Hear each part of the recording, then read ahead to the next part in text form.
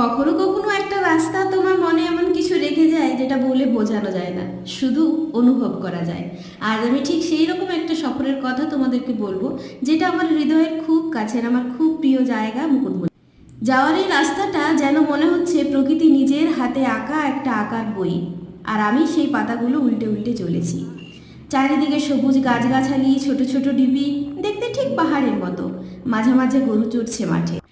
রাস্তা যত এগোচ্ছিল মনে হচ্ছিল শহরের কোলাহল অনেক পেছনে ফেলে এসেছি।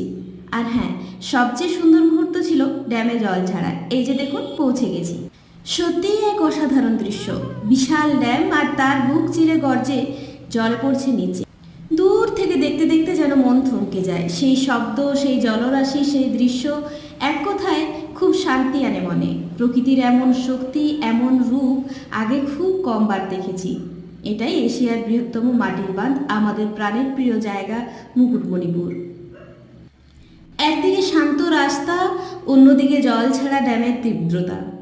এই বিপরীত অনুভূতিগুলোর মাঝেই হয়তো ভ্রমণের আসল মানে লুকিয়ে থাকে। তো যাই হোক, আজকের ভিডিওটা এই পর্যন্তই। আর যখন বাড়ি ফিরে আসছিলাম, ভাবলাম যে একটু চা চপ খেয়ে নেওয়া যাক। কি অসাধারণ সেই স্বাদ!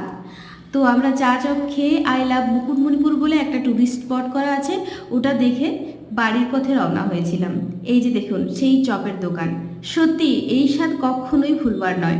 যারা আসেন মুকুটমণিপুর তারা প্রায় সবাই এই দোকানে একবার ঢুকে চা চপ খেয়ে যান। আর বাড়িতে আসার সময় নেমেছিল ঝমঝমিয়ে বৃষ্টি।